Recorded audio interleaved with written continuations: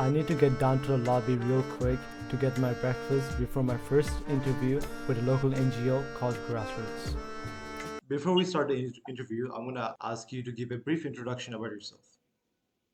Well, I'm Mayfereen, as you know, and I am the founder of an organization, indigenous people's rights organization called Grassroots. And this organization is based in Meghalaya, but we work in different parts of the districts of the state and also in a few states of the Northeast. One of the many things that we approach and that we use the methodology would always be from a gender equity and indigenous people's rights perspective. And we work, a lot in partnerships with a lot of people, a lot of organizations, and a lot of individuals as well. Our fund is dependent on both foreign agency and local agency, but at this juncture, we we want to promote more of the local fundings for the people and for the community of the country and of the states that we work in. So that is in a nutshell and about the admin level of the organization. And we work on different projects ranging from strengthening women's voices in local governance and working with young entrepreneurs of the a few districts of the state to aid them work from a market lens and not to necessarily having skills, but also having skills to enable them for marketing. And number three, we also work on entrepreneurship development with a lot of women weavers, especially handicrafts. And we work with strengthening the capacity of local enterprises and local women's group and local governance systems on rights-based approach and how best we can work within the communities from a human rights and indigenous rights point of view. And we do a lot of programs that are related to climate change, and not that we want to depict indigenous communities as victims of climate change, but mostly to depict that indigenous communities that we work with are actually the actors to mitigate climate change and not the victims. So we're working towards changing that perspective uh, of different mindsets, and that's when we in the process empower our values, our roots, and how the world will look at us. Well, yeah, that's very nice. I think Northeast, especially, it has a lot of indigenous people, a lot of tribes. So really Mhm. ensuring equality in opportunity and inclusivity in education is very vital. So I want to ask you, what have been, for grassroots, what have been the most significant achievements in promoting indigenous people's rights? The most significant achievements is when people stop saying no. That is one of the most significant achievements, I would say. Because we may get a lot of accolades, we may get a lot of certificates and awards, but at the end of the day, if the indigenous community that we work with will only say yes without proper consent, the entire project would be a failure. But when communities started saying no, for us that is a success, which means they know their rights and they know what um, what is at stake if they say yes. So I'm very happy that there have been communities that have said no to grassroots, basically to work with grassroots.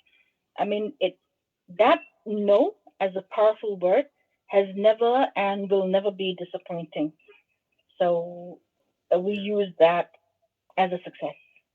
Sure, that's very nice. And I know whenever you do something good, there's always resistance. So, what have been the challenges that you face while promoting indigenous people's rights or education? Challenges are plenty, but one that I can remember off the hat right now is when people started to, especially with women, and started to label women who actually advocate for their rights as as oversmart. because they know their rights, so they advocate. Number two is one of the challenges working in especially the right space is is that people think that we are anti-government, which we are not at all. We love to work in partnership with the government, but people ought to know their their rights, even when dealing with the government agencies or with funding agencies. Just because they bring big money doesn't mean we have to say yes, right? Yes. Especially when we know that our rights are being taken for granted.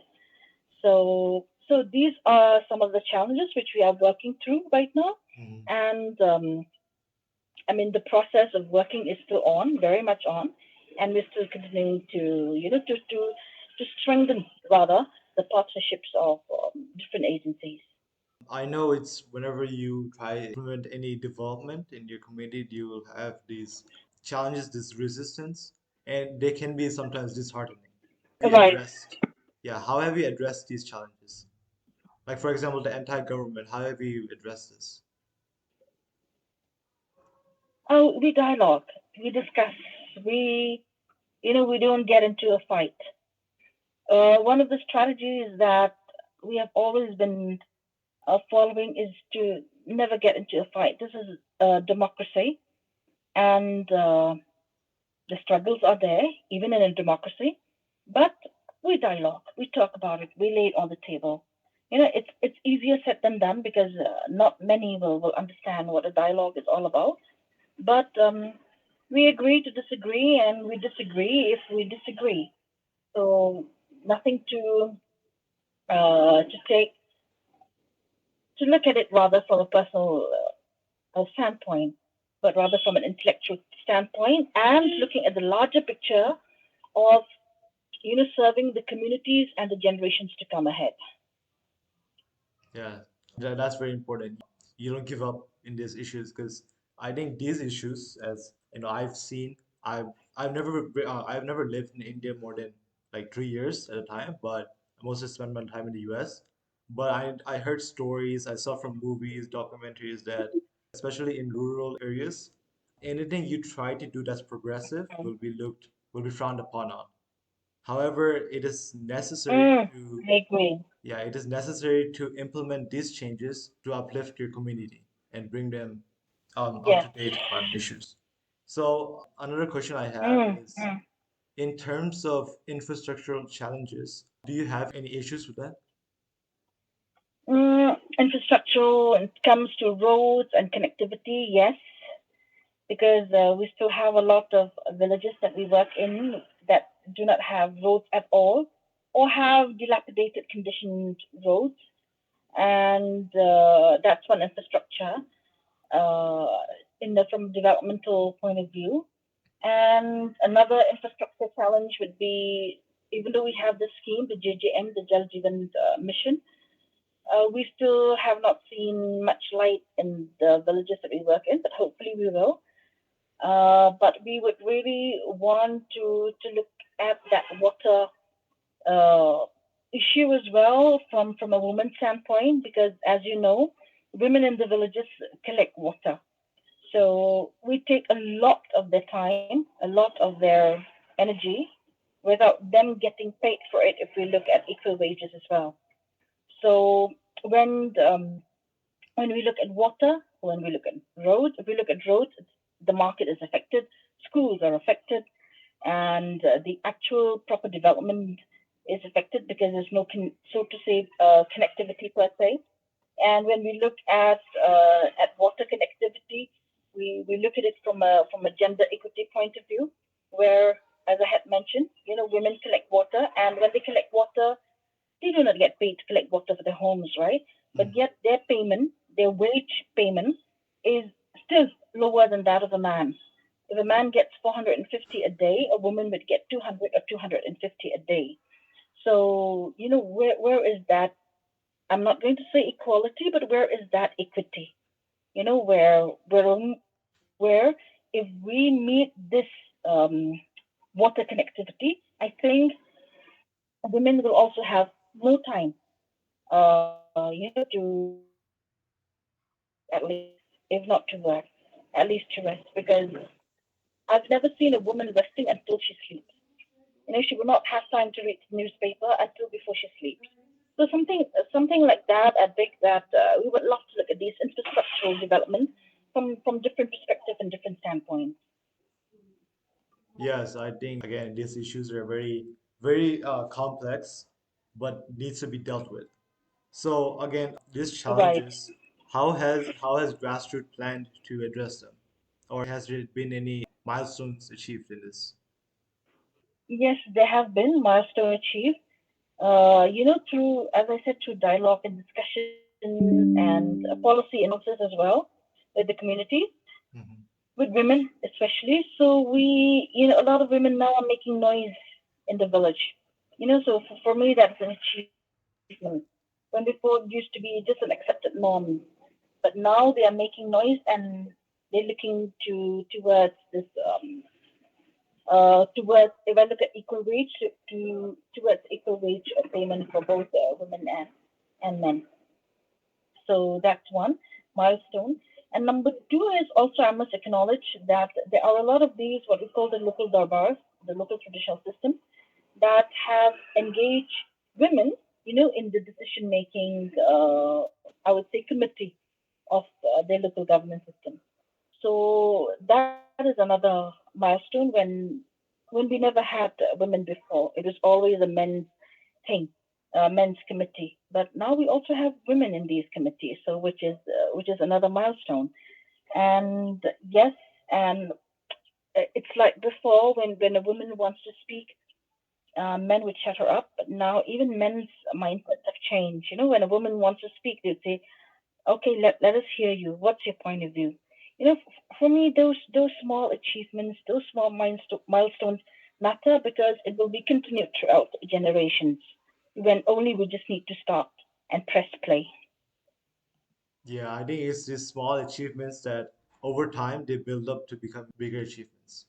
So, and also one more Right, question. right. In terms of skills development, you when you go to villages, how do you organize workshops? Always in tandem with the community organizations at Vic, and we never do it on our own because customarily we have to go through the I would say the local Darbar system before we enter into a village. So we always have to uh, work with them to enable number one our entry into the village, and number two to enable our working with the uh, with the communities. And then that's only when that we can get in touch with the local women's group. So I think you take the approach where you go to the village head and use and Yes, if only they're interested in providing the workshops to the youth, then you go ahead and proceed. right, right. Yeah, that's very nice. Another question I have. So I know your work is still in progress and your work is still in the Northeast, but what is your plan on extending the initiative and going to across every villages in Meghalaya or other states? What is your plan for sustainability? In Meghalaya, we've entered into a lot of villages in Meghalaya, and we don't mind. We really don't mind, expanding our work elsewhere in the country as well. So we're very open to that. And I know funding is a big part of nonprofits organization and operations. Hmm. So how have you received funding in the past? Oh, we do a lot of fundraising and our local fundraising, and then we started applying for proposals here and there for fundings through proposals. Sorry, and yeah, that's it. And that's how funds, come in through proposals that we write to different funding agencies. Are you having any struggles in finances? So, in the past and still now, we have budget planning and we have program planning as well. So our planning is always like 3 years or 5 years planning for both Okay. budget and for both the budget and programs. Yeah. It's a good thing to know that your organization is very well planned. Other than donations, how can other people, say, help your organization and help Grassroots achieve its objectives? We invite volunteers of different expertise. So technical, people with different technical expertise. We invite and we encourage that a lot, especially among the young people, especially among young people who are genuinely interested in indigenous people's rights. And one question before we end this interview is I know Uh-huh. working in a social cause, social impact, you won't get much reward out of the effort you put in. And I know success Mm-hmm. isn't always achieved overnight, and it takes a long time until Right. your efforts are really, really recognized. So, what has, during your Right. early stage or even now, what has been your personal motivation in coming to work every day? The love for my people. I love my people, from the bottom of my heart, my Northeast people. And that's why I'm still here today. And another motivation point is at least out of the hundreds, if I see only one smile and one achievement, that's motivation for me. And number three is when people question, that's motivation for me. I'm afraid of people who don't question. So when people start questioning, that makes me want to go to work and do more than what I'm doing right now.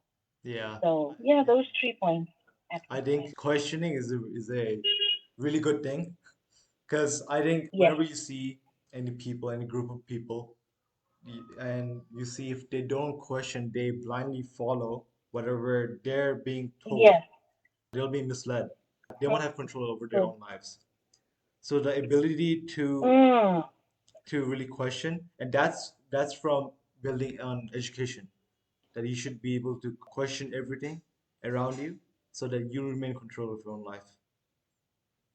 yes, yes, yes. After I finished recording my interview with Miss Mayfereen, I gained significant insights into the grassroots development work happening in Shillong. Although we couldn't meet in person, the virtual interview provided all the information needed to understand grassroots efforts and future plans. It's inspiring to see organizations like Grassroots working tirelessly to educate and empower indigenous tribes. Miss Mayfereen's dedication to her work is a testament to her leadership within the community.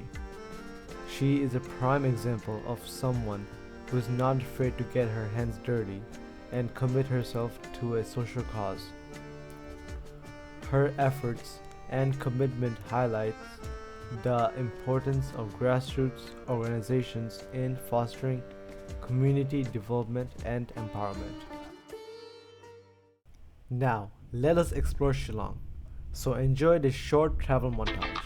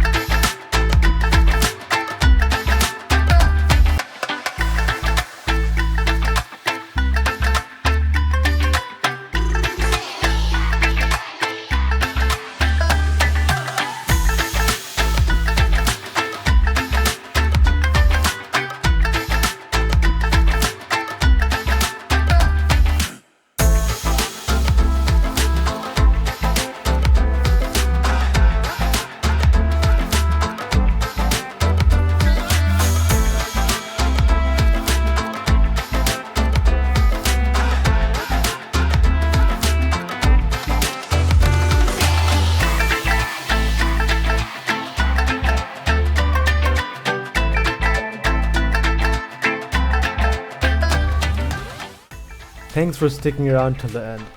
Don't forget to check out tomorrow's video. See you.